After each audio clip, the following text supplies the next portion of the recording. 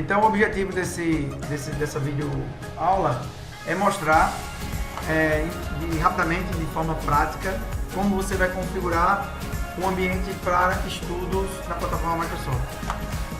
Como você vai criar uma nova VM e utilizar a tecnologia do Hyper-V com discos diferenciais, fazendo com que você aproveite apenas um VHD completo, com a instalação do 2012 completo, e as outras máquinas com discos diferenciais. Você vai economizar bastante espaço no seu disco e vai conseguir fazer um laboratório para estudos. Esse é o laboratório de estudos original da Microsoft, com as VMs, menos essa aqui, claro, com as VMs originais do laboratório, e muita curiosidade dos alunos perguntar como é que faz para criar um ambiente desse para poder estudar. Bom, o que a gente precisa, vamos colocar aqui, vou colocar no bloco no Paint mesmo aqui, só para demonstrar. A gente, no mínimo, vocês vão precisar de 2 servidores, no mínimo, e um client, e uma estação, que pode ser uma maquininha com Windows 7, Windows 8. A gente aconselha que você utilize uma parceria entre versão e cliente. Por exemplo, Windows 2008, o cliente Windows 7. Windows 2012, o cliente Windows 8.1. Windows 2016, o cliente Windows 10.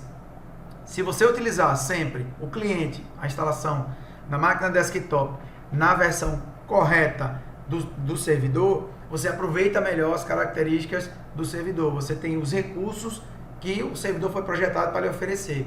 Se você utilizar versões diferentes, pode ter recursos novos que você não vai conseguir aproveitar. Por exemplo, eu tenho o meu ambiente todo de máquinas com Windows 2012, servidores, e no cliente eu instalo o Windows 7.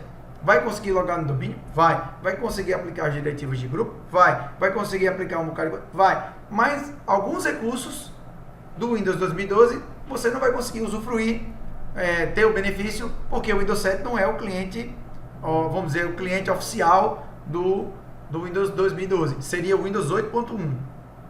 O Windows 8.1 que tem as características de se aproveitar de todo o 2012, vamos dizer, completo. Então o que nós vamos fazer? Primeiro, nós vamos criar uma nova VM. Eu preciso de um ISO. Eu tenho um ISO aqui. Vocês podem, no site da Microsoft, baixar o ISO.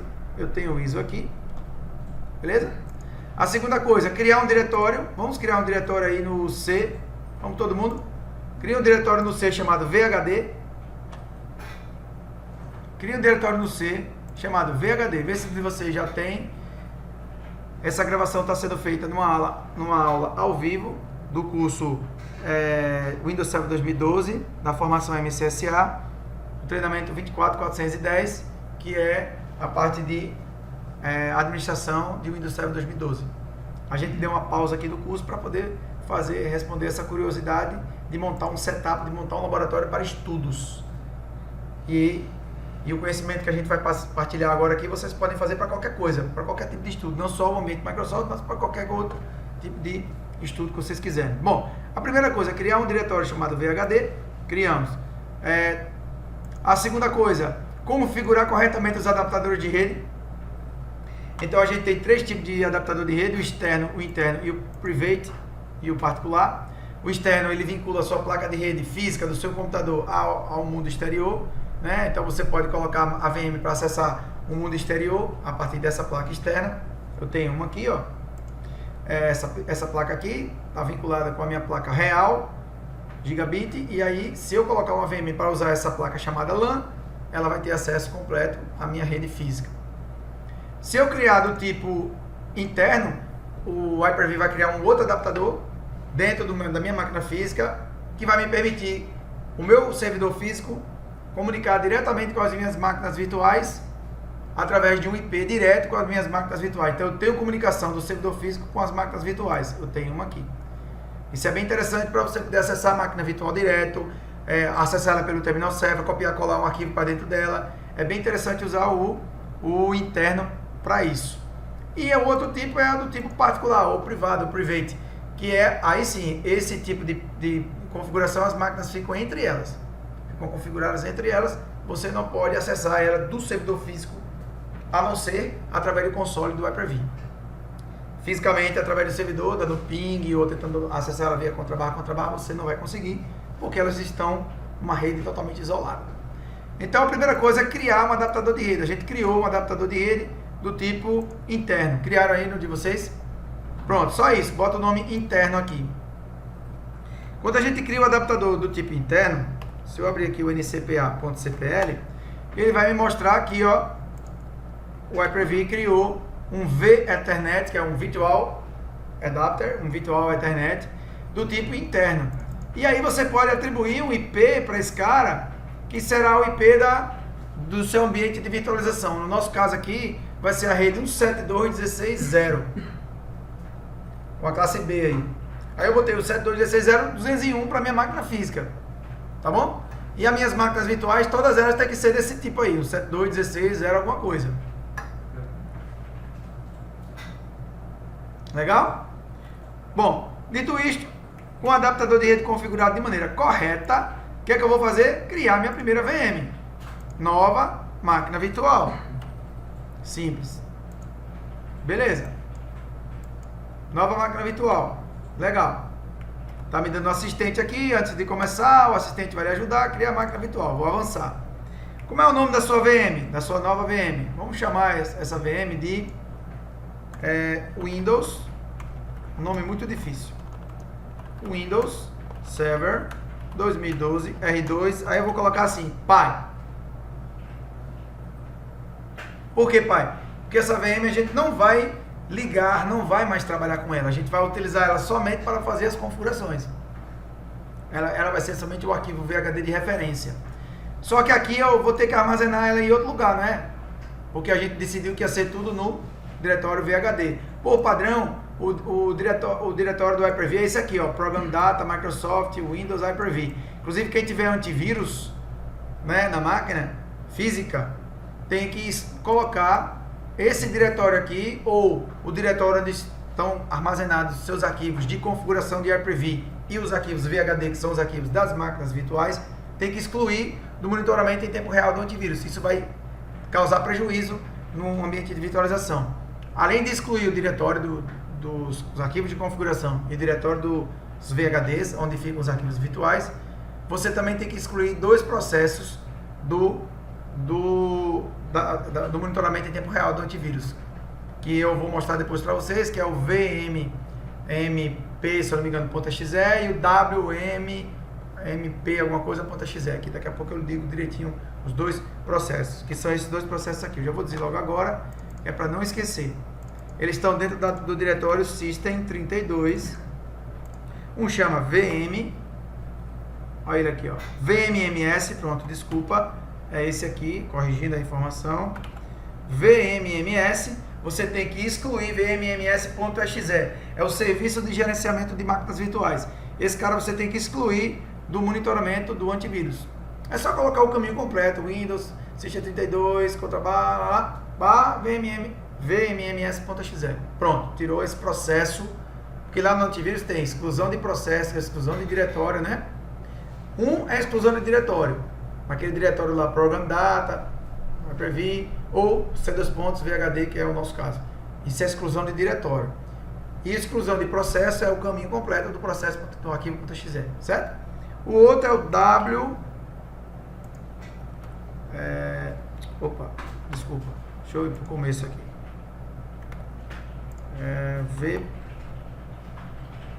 Deixa eu procurar ele aqui, cadê você?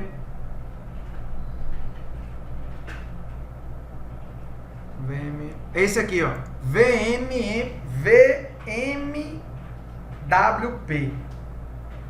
Esse cara aqui, ó, é o processo de trabalho de máquina virtual, VMWP, tá? Então tá aí na tela, um TXT, um documento que você baixa no site da Microsoft, mostrando o que você tem que excluir da varredura tempo real do seu antivírus. Todos os diretórios que contêm arquivo VHD, VHDX, AVHD. O que é esse AVHD? É o arquivo de snapshot, de ponto de verificação. É o arquivo que ele usa para criar aqueles aqueles arquivos de diferença do VHD. VHDX, que é o formato novo, ou VHD, que é o formato anterior. Os VSV ou arquivo ISO também, que você utiliza para fazer a instalação. O diretório padrão do Hyper-V é esse. Se você não mexer, você tem que excluir isso aqui. O diretório padrão, onde ele cria os discos rígidos virtuais, os VHDs ou VHDX, é esse aqui. C2 pontos, lá. E os snapshots, que são os diretórios onde eles criam os arquivos AVHDs, que são os arquivos de ponto de verificação, né? Uma foto da máquina naquele instante. E quem usa cluster também tem que excluir o diretório C2 pontos cluster storage, que fica também lá na sua máquina. Olha aí os processos: vmms.exe, vmwp e o vmsp. No caso, se você tiver a partir do Windows Server 2016, vmsp. Tá bom? A informação fica bem completinha para vocês, certo? Bom, dito isto, vamos dar continuidade na nossa configuração. Eu vou mudar esse caminho aqui, certo? Por quê? Porque a gente decidiu que o diretório adotado vai ser esse VHD aqui. Não se preocupem em colocar nome do diretório que vocês querem criar a máquina virtual, tipo C2.VHD / Windows Server. Não se preocupe que ele já vai criar com esse nome aqui para você, automaticamente, tá? Vou avançar. Ele pergunta, olha, você quer uma máquina geração 1 ou geração 2? Uma máquina geração 1 é compatível com todas as versões Windows 2008 e 2008 R2 do Hyper-V. Se você botar geração 2, ela dá suporte à inicialização segura, à inicialização através de discos SCSI, que é muito melhor, mais rápido, mais moderno. Inicialização PXE para você dar boot e receber instalação do sistema operacional pela rede, utilizando o WDS, por exemplo.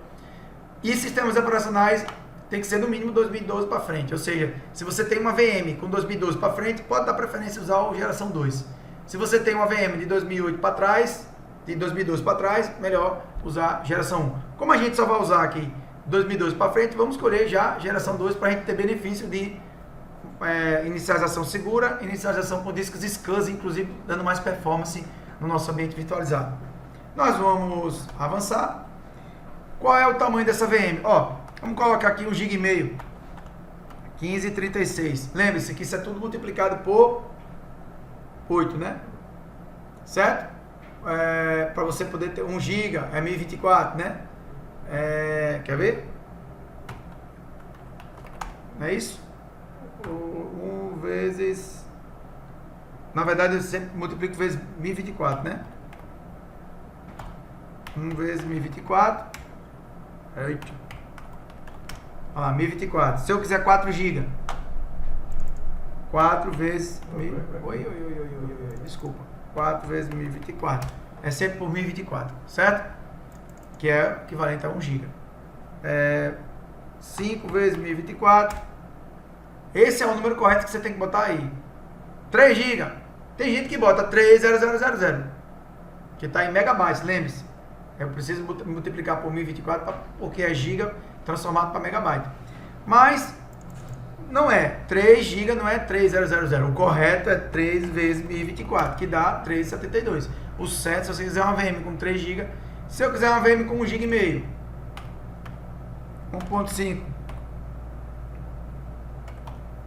3.024, 1536. Tá vendo? Esse é o correto. Então eu vou escolher 1536.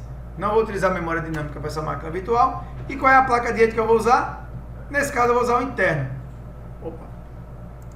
Que é para a gente ter conectividade entre a nossa máquina física e as VMs. Pronto. Olha, eu vou criar um disco para você do formato VHDX já, que é o formato novo. O tamanho desse cara, por padrão, é 127 GB, mas o máximo é 64 tera. É top. É muita coisa. Então, 127 GB tá bom demais. Ele vai ser um disco do tipo diferencial, ele vai dinâmico expansivo, ele vai expandindo de acordo com a necessidade. Mas a gente vai só instalar o SO, 13 GB, 20 GB no máximo, não vai ocupar nada disso. Mas, beleza, vamos avançar. Quer instalar o sistema operacional agora? Vou dizer que quero instalar mais tarde, só para mostrar como é que configura isso. Pronto. Criando a máquina virtual. Perfeito. Criamos a nossa primeira máquina virtual. Nossa máquina virtual está aqui. Show de bola. Tá vendo? Olha ela aqui.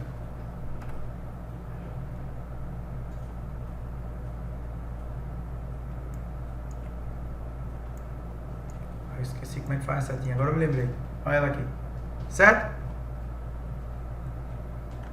Bom, o que é que a gente vai fazer agora, tiozinho? Botão direito, configurações e vamos configurar um outro disco aqui, que só tem um, ó. Repara que não tem IDE mais.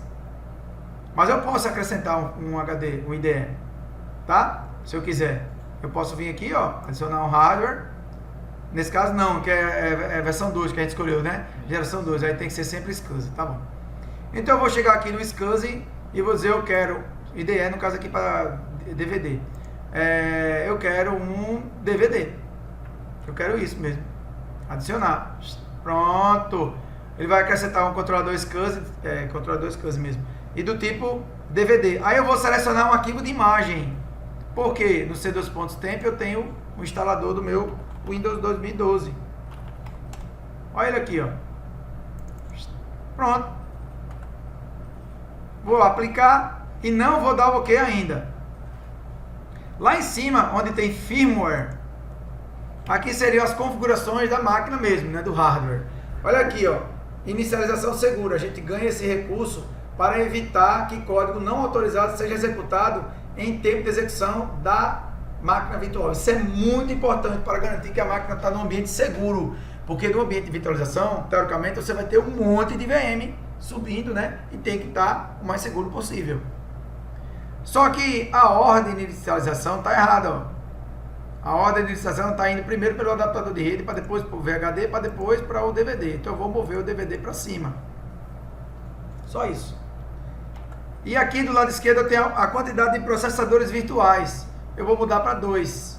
Lembrando que a quantidade de processadores virtuais não pode ser maior do que a de processadores físicos que você... teoricamente, aliás, a somatória do que você vai usar não pode ser maior do que os processadores físicos que você tem. Claro, né? Essa máquina aqui tem... vamos ver quantos desempenho, CPUs. Olha lá, se eu clicar com o botão direito, alternar o gráfico para processadores lógicos, eu tenho 4 núcleos. Eu tenho 4 núcleos nessa máquina. Beleza, tá até aqui, ó, embaixo, dizendo 4 núcleos, 4 processadores lógicos. Então eu posso usar, distribuindo nas minhas VMs, esses processadores lógicos entre elas. Tá? Eu vou botar que essa VM vai usar 2. Eu tenho 4, né? Repare, se eu aumentar, ó, 2, 3, ó, não consigo botar mais de 4. Claro, só tenho 4 processadores virtuais, não consigo aumentar mais do que isso. Vou colocar 2 só para ficar bacaninha, mais rápido, né? Vou aplicar. Detalhe, do lado esquerdo aqui eu tenho mais algumas coisinhas interessantes. Firmware eu já falei, memória eu já falei. A memória RAM é interessante porque você pode inclusive usar memória dinâmica. Tipo, a máquina inicializa com 1 GB. Um exemplo, eu vou mexer aqui, mas não se preocupe. Mas ela pode variar de 1 GB até 2. Se ela precisar em algum momento utilizar mais memória, ela vai subir na memória porque eu marquei memória dinâmica. Isso é muito bacana. Porque se eu não usar a memória dinâmica, eu tenho que especificar quanto que eu quero que essa máquina virtual fique, suba e fique com ela. Imagine, você tem uma porrada de máquina. Você tem máquina com 4 GB, com 8 GB. Só que tem momentos, vários momentos, que a máquina não está usando aquilo ali tudo. Se você tiver a memória dinâmica habilitada, à medida que as máquinas forem precisando e aquela máquina não estiver precisando, a outra pode utilizar o recurso de memória. Isso é muito legal, de forma dinâmica entre elas. Inclusive, aqui embaixo eu posso dizer se essa máquina tem uma importância baixa ou alta, no caso de ter priorização de VMs. Mas eu vou colocar 1536, eu vou subir ela com 1,5 GB, que é para poder instalar, porque eu vou precisar de memória para instalar o Windows. Opa. Do lado esquerdo eu tenho os processadores virtuais que eu já falei, o HD que eu já coloquei, o ISO que eu já coloquei, o adaptador de rede, aqui embaixo o nome da máquina virtual e aqui vem os serviços de integração. O serviço de integração é tudo aquilo que o servidor virtual, o Hyper-V, o físico, consegue interagir com a máquina virtual. A partir do Windows Server 2012, a máquina virtual ela sabe que está virtualizada. Teoricamente, ela não precisa dos serviços convidados ativados. Os serviços convidados é uma porçãozinha de software que você instala na máquina virtual para ela saber que está virtualizada. O 2008 não sabe. O 2008, se você subir ele no ambiente virtualizado, ele vai ficar lento, porque ele pensa que é uma máquina física. Ele não sabe que é uma máquina virtual. Aí você tem que ir lá, adicionar os serviços convidados, mandar rodar um setupzinho, ele instala os componentes de integração, reinicia a máquina fica com o adaptador VM Bus, um barramento virtual compatível com o Hyper-V, tudo modifica o comportamento do gerenciador de dispositivos da máquina para entender que é um barramento do hypervisor, do virtualizador que está comandando ela. Então ela já sabe a partir daquele momento que ela é uma VM mesmo. O desempenho fica espetacular de acordo com o seu hardware. Certo? Pode ver que não está marcado o serviço convidado, porque teoricamente não vai precisar. A VM é um 2012, ela já conhece que é, mas se for o caso a gente pode instalar também. Aí aqui tem o local de disco. O que é esse local de ponto de verificação? O ponto de verificação é aquela instância de tempo, a foto da máquina. Você quer instalar um software, você não sabe se vai dar certo. Aí você tira um ponto de verificação, que é uma foto, um snapshot da máquina, instala aquele software todinho, se der errado você volta para aquele ponto de verificação que estava antes do software ser instalado. Muita gente usa o Deep Freeze, né? Galera que usava muito em Lan House, você congelava a máquina, né? E podia mexer à vontade, que quando a máquina reiniciasse voltava daquele jeito. É mais ou menos a mesma ideia. O local de paginação, e eu queria chamar a atenção para isso aqui, ó. Ação de início e ação de parada. A ação de início é o seguinte: se essa máquina virtual estava sendo executada quando o servidor físico foi desligado, ela vai voltar, inicia automaticamente se ela estava em execução. Ah não, Sérgio, eu não quero saber, se ela estiver desligada por alguma razão, eu quero que ela ligue de todo jeito, essa máquina é muito importante. Aí você bota aqui, ó, sempre iniciar essa máquina. Aí põe o tempo. Por que é legal colocar um tempo? Porque você tem mais de uma máquina lá. Você vai ter N máquinas virtuais para subir. Coloca uma ordem, para ele não tentar subir as máquinas todas ao mesmo tempo, né? Coloca uma ordem, coloca com 10 segundos, outra com 5 segundos, outra com 15, outra com 20 segundos, para você dar tempo do hypervisor cuidar de subir as máquinas direitinho. No nosso caso, eu vou colocar nada.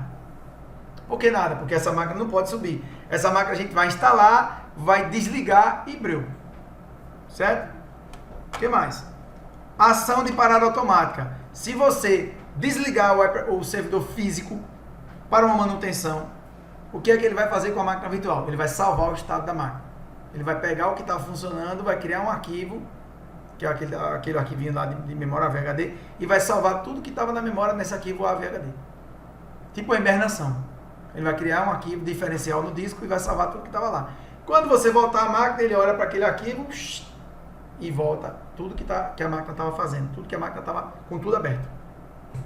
Para um ambiente de virtualização em produção, a gente não aconselha muito usar esse estado salvo, a não ser que seja de teste, né? Aí é melhor desligar o sistema operacional convidado. Ou seja, o hypervisor recebeu o comando do servidor físico que vai ser desligado, aí ele bota lá, desligando as máquinas virtuais. Ele mesmo desliga. Desligar de maneira correta. Não é desligar segurando o dedão, não. Né? Pronto. Eu aconselho vocês mudarem aqui para nenhum, nada, e a ação de parada automática desligar. Beleza? Tranquilo? Botão direito, iniciar. Botão direito, conectar, porque aí eu preciso abrir a telinha aqui, ó. Pressione a barra de espaço para instalar o Windows. Ele vai instalar o Windows 2012 de maneira normal, tradicional. A gente vai instalar o 2012 completo. Olha lá, vamos instalar o 2012 completo com interface gráfica R2. Esse aqui inclusive está em português do Brasil, PTBR, né, que a gente chama. Não é português de Portugal, é PTBR. Eu já fiz vários projetos que o cara, quando chega na hora, ele baixou o PT de Portugal. Aí tudo errado, aí tem que refazer o servidor. Então ele vai pedir um serial aqui, ó. Esse serial tem que ser digitado no momento da instalação. Eu tenho um serial aqui, eu vou colocar o serial e a gente vai tentar. É um serial que é apenas para teste, não é um serial que é meu, não é um serial que é válido mesmo, é apenas um serial só para poder passar o setup. Bom, inserido o serial, o que vai acontecer? Ele vai perguntar, você quer instalar o server? Presta atenção, a instalação default do Windows 2012 é o server core. Tem gente que não sabe e vai avançar. que é default, o cara apertar, avançar e pronto, né? Quando o cara avançar, vai instalar o Windows sem interface gráfica, Server Core, beleza? Você, no 2012, tem uma facilidade agora que é adicionar a interface gráfica ou remover a interface gráfica, que a gente chama de interface minimal. Eu instalo ele com a interface gráfica completa, configuro tudo que tiver de configurar, depois eu arranco a interface gráfica, ele fica só com os snap-ins, só com os MMCs, que é legal para dar manutenção. Mas não fica com Explorer, meu computador, Internet Explorer, nada. Diminui muito a superfície de ataques, diminui muito o tamanho dele também. Só que não é ainda igual ao Server Core. O Server Core realmente é bem menor, porque nem os binários, nem os pacotes de instalação estão lá no HD. Aí realmente é bem melhor, bem menor, melhor mesmo. E agora, no Windows 2016, a gente tem o Nano Server. O Nano Server é um Windows que tem 400 MB. É um nada server. O cara fala, é bem pequenininho. Então o Nano Server é fantástico para você fazer ambientes específicos. Instalar uma VM, não precisa ter o Windows completo todo. Eu quero fazer um servidor web. Eu preciso instalar o Windows completo todo, ou um Core, que já é menor, subir o IIS, o serviço de web, rodar um bocado de coisa desnecessária só para ter um servidor de web. O Nano Server resolve isso, porque você instala uma maquininha pequenininha com a função dela já integrada. Você cria o VHD, você cria a máquina já pronta com a função definida. Ela pode inclusive ser um virtualizador. Você pode fazer o servidor host de virtualização com o Nano Server bem pequenininho, só com a função de Hypervisor, de Hyper-V, e você subir todas as suas máquinas virtuais dentro dele. Superfície de ataque bem menor e o tamanho do sistema, updates, tudo sem comparação com o Server Core e com a interface gráfica completa. Depois eu mostro um gráfico para vocês comparando as atualizações e a quantidade de reboots do server completo, que já é bem melhor do que o 2008, 2012 está bem melhor, 2016 melhor ainda. 2016, 2012 completo, 2012, 2016 Server Core, que já é bem menos, e o Nano Server, que aí é bem menos também. Certo? Então eu vou escolher aqui com GUI. O que é GUI? Graphical User Interface, a famosa interface gráfica. Vou avançar, e vou aceitar, e vou avançar. E aqui ele diz, você quer atualizar o Windows Server ou você quer personalizar? Bom, como eu estou instalando do zero, eu vou personalizar. Ele detecta aquele HDzinho de 128 GB que a gente fez. Eu vou dar um novo aqui, vou dar um apply, um aplicar. Ele vai dizer que precisa criar uma partiçãozinha lá de recuperação do próprio Windows, uma partiçãozinha pequenininha lá. Ele criou, eu vou simplesmente avançar na instalação.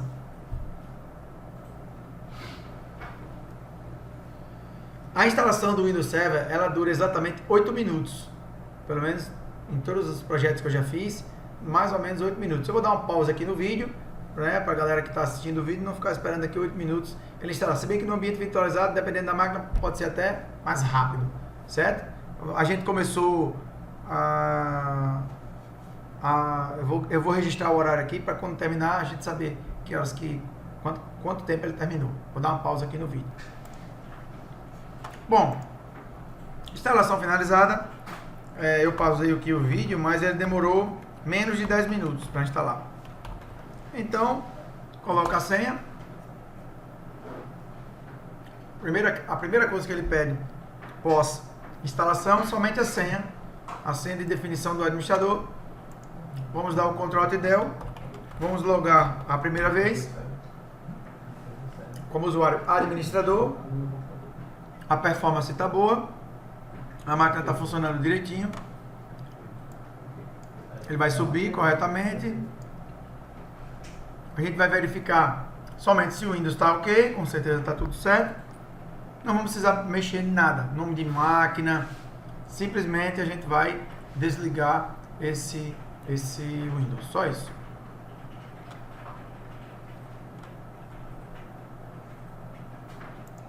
A gente configurou no adaptador de rede interna, ele está se comunicando com a minha máquina física, né, através daquele outro adaptador. Mas não vou nem mexer em nada disso, não vou nem testar. Lembra que a primeira coisa que o 2012 faz é abrir o gerenciador de servidores. Se a gente fosse configurar mesmo no nosso servidor, a primeira coisa que a gente ia fazer é clicar aqui em servidor local, mudar o nome e fazer todos aqueles procedimentos, né? Ó, subiu, tudo certinho. Tá tudo ok com o nosso servidor. Legal, tudo certo.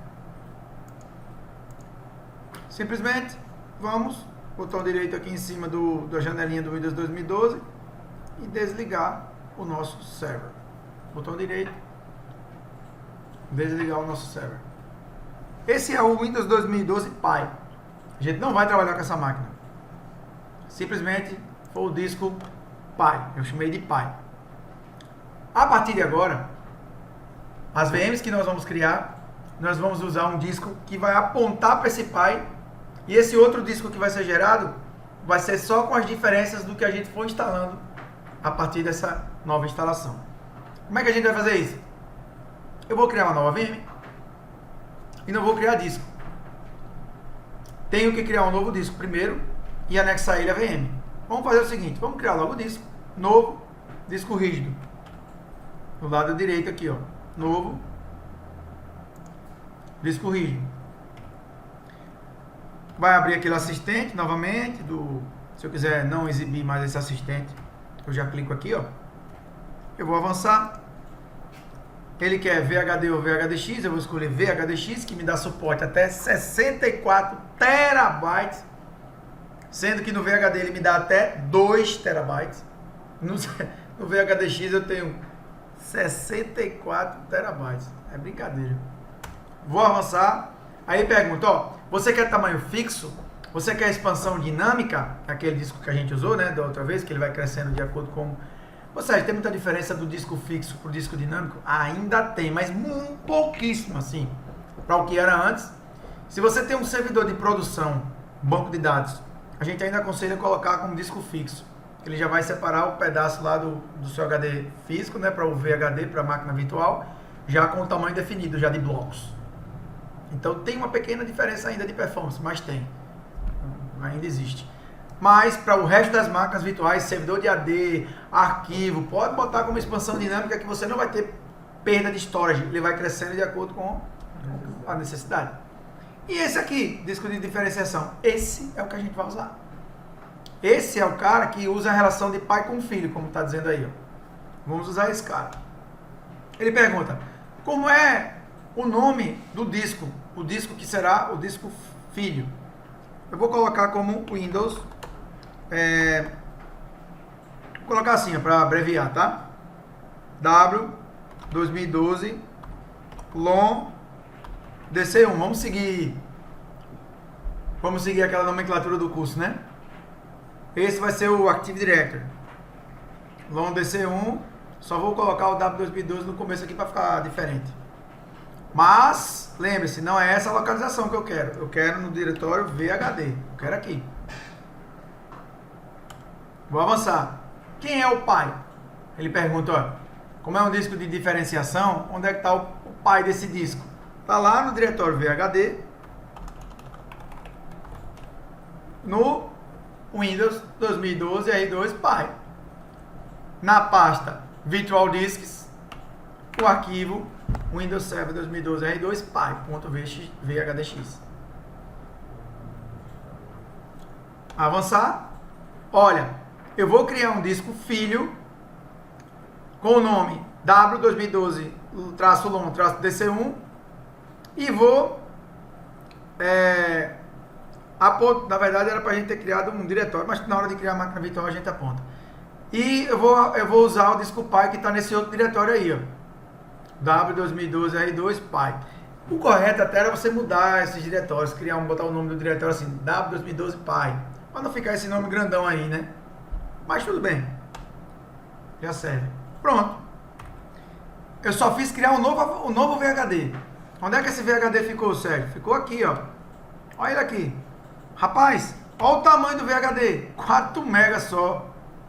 Por quê? Porque o VHD completo é esse aqui, ó.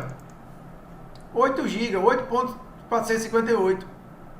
O outro só tem 4 MB, porque não tem nada ainda nele. Quando eu começar a usar ele, você vai ver aquele arquivo vai começar a crescer. Mesmo assim, você está economizando uma grande quantidade de espaço para fazer testes. A gente recomenda que você faça esse tipo de solução para laboratório, para testes. No ambiente de produção, não. No ambiente de produção, tem que ter um disco para cada um VHD, VHDX para cada VM, claro. Isso aqui é para vocês poderem fazer um setup, reproduzir o setup no ambiente de vocês para poder estudar. Se você tiver que criar uma máquina virtual para cada VHD, para cada VM que vocês vão fazer aí, um VHD ou VHDX para cada VM para estudar, vai acabar que vocês vão ficar sem espaço no HD de vocês. Não é? Que é 8 GB. Instalando as coisas, vai para 13, 14, 15, 20 GB. Aí você bota mais 20 de uma outra máquina, mais 20, 25 da outra, daqui a pouco você está com 50 GB, 100 GB brincando. Se você tiver um HD externo, SATA, né? Como eu tenho aqui, USB 3.0, que é o que eu uso aqui, só para fazer isso, aí beleza. Você deixa esse armazenamento aqui só num barramento rápido, que é o USB 3.0, só para ficar subindo as suas maquininhas virtual. Tudo bem. Beleza? Então eu vou fazer o seguinte, ó.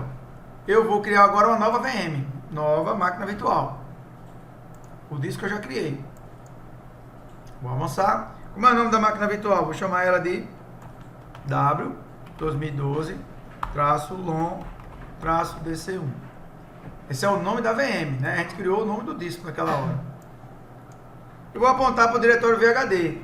Não se preocupe que no diretório C2.VHD ele vai criar uma pasta com esse nome. Depois eu tenho que copiar o VHDX aqui para dentro, porque ele está solto lá na pasta, né? Avançar. Vou colocar aqui a geração 2. Avançar. Vou colocar que eu quero 1536, que é 1,5 GB. Avançar. Vou colocar que ela vai comunicar com a minha placa interna. Vou avançar. Ele está perguntando, cadê o VHDX? Eu vou fazer o seguinte, ó, eu vou criar 100 VHDX, ó, só para mostrar como é que faz isso, tá? Vou criar 100 VHDX, ó, a última opção, anexar um VHDX, anexar um disco rígido mais tarde. Pronto. Só para mostrar como é que faz. Ó, a máquina foi criada, só que ela está sem disco ainda. É uma oportunidade da gente aproveitar e colocar o disco no lugar correto, né? Ó, o disco que eu criei de diferenciação, aquele pequenininho, tá solto aqui no raiz, ó. Eu vou mover esse cara, vou dar um Ctrl X e vou colocar ele aqui dentro, ó. Olha aí. Eu recortei e colei o disco dentro da pasta W2002-LON-DC1 que ele criou durante a criação da máquina virtual. Porque o VHDX de diferenciação estava solto aqui. Aí eu criei, colei ele aqui dentro. Certo? Só isso. Só para ficar bem organizadinho. Eu vou agora nas configurações.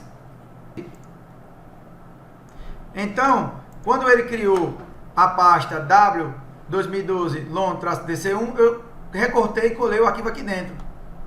Na pasta raiz mesmo. O Hyper-V, ele cria uma pasta Virtual Hard Disk, no tradicional. Mas eu não estou usando não. Eu coloquei na pasta raiz mesmo. E em Virtual Machines é o arquivo de configuração XML tudo que você selecionou lá, memória, processador, todas aquelas configurações que a gente faz estão salvas aqui nesse arquivo de configuração XML. Bom, o que interessa é jogar o arquivo aqui dentro. Beleza. Agora eu vou na minha máquina virtual, botão direito configurações, ela não tem HD, porque eu disse que selecionava o HD mais tarde. Eu vou agora no barramento SCSI, vou adicionar um novo disco, vou procurar e vou dizer, olha, lá no diretório c2.vhd, enter, tem um diretório chamado w2012-LON-DC1, dentro dele tem um arquivo VHDX que só tem 4 meguinhas. Esse cara que vai dar boot nessa máquina. Você pergunta, Sérgio, que loucura! Como é que ele vai dar boot nessa máquina se esse cara nem boot tem? Porque se você der OK aqui, ó, você der o aplicar, aí você usa esse botãozinho aqui, ó, inspecionar. Se tiver um vínculo entre um VHD e outro, como o pai, ele vai informar aqui, ó. Ó, achou. O disco VHDX que está na máquina, que está nesse diretório aqui, ó, só tem 4 MB. Ele é expansível até 127, porque a gente deixou lá o padrão. Mas na verdade o pai dele tá aqui, ó. Olha o pai dele aqui, ó. Tá vendo? Se eu mandar inspecionar pai, se esse pai tivesse outro pai, que podia ser também, ele iria dizer, ó. Mas na verdade não tem, ele já chegou no máximo, ó. Na verdade, o Pi tem 8 GB, máximo de 127 e não tem mais o botãozinho de inspecionar Pi, porque ele é o ponto final. Que massa, é só isso? É. Agora eu vou lá na firmware e vou botar o disco rígido primeiro. Para dar boot pelo disco rígido primeiro, porque agora não precisa mais de DVD, nada, porque já está tudo instalado. E vamos fazer aquelas ações, lembra daquelas ações? Ação de início automático, nada. E ação de parada automática, desligar o sistema operacional. Isso aqui é laboratório. Se fosse um ambiente de produção, eu deixava desligar o sistema operacional convidado, que é a VM, e aqui no início automático eu mandaria iniciar sempre e colocaria a quantidade de segundos. Como é um laboratório, eu vou deixar nada e vocês iniciam ele quando vocês quiserem. Tá? Vou dar aplicar, vou dar OK, botão direito, iniciar, botão direito, conectar.